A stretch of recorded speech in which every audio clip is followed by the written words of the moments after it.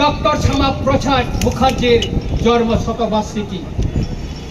আমি বিরোধিতা করব না। মাননীয় মুখ্যমন্ত্রী মহোদয় দীর্ঘদিনের আমাদের রাস আমল থেকে সেই জমি যেটা ছিল লাল মহল ছিল, রাস আমলে এটা ট্রেজারি ছিল, সেটা বামফ্রন্ট আমলে সেই জমিটাকে দখল করে সেখানে টাউন হল করা হয়েছে। আমরা বিরোধিতা করিনি, টাউন হল থাকুক, আমরা বিরোধিতা করিনি। কিন্তু গতকাল মাননীয় মুখ্যমন্ত্রী মহোদয় এই টাউন হলকে ডক্টর শ্যামাপ্রসাদ মুখার্জির নামে নামকরণ করার জন্য উনি ঘোষণা দিয়েছেন। আমি এর তীব্র প্রতিবাদ জানাই। কেন আমি প্রতিবাদ জানাই?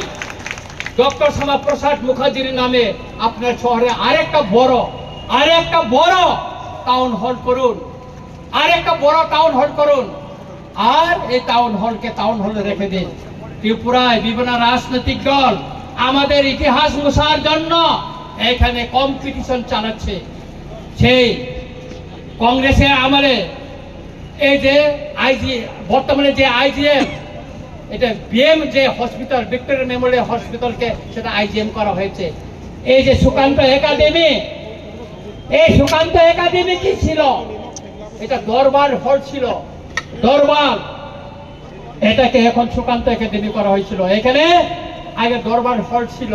এইভাবে ত্রিপুরার ইতিহাসকে মুছে দেওয়ার জন্য সেই আস্তবলকে স্বামী বিবেকানন্দ ময়দান ঘোষণা করা হয়েছে।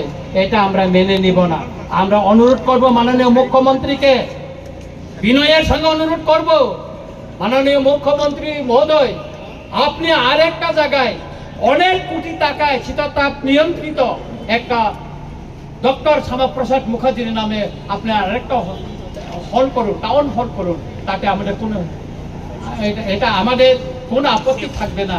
কিন্তু এই টাউন হলকে আপনি ডক্টর শ্যামাপ্রসাদ মুখার্জির নামে নামকরণ করে আপনি বিতর্ক হবেন না, কারণ কেউ করেনি।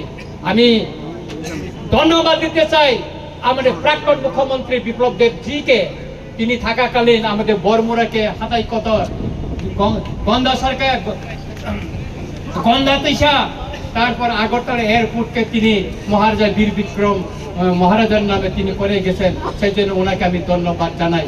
তাই আমি মাননীয় মুখ্যমন্ত্রীকে অনুরোধ করব, বিনয়ের সঙ্গে অনুরোধ করব, এই যে টাউন হলকে আপনি যে ডক্টর শ্যামাপ্রসাদ মুখার্জির নামে যে নামকরণের ঘোষণা দিয়েছেন সেটাকে প্রত্যাহার করে নিয়ে অন্য জায়গায় ওনার নামে সসম্মানে ওনার স্ট্যাচু বানিয়ে ওনার জন্য একটা শহরের ভিতরে জায়গা দেখে ওনার নামে করুন, তাতে আমাদের কোনো আপত্তি থাকবে না।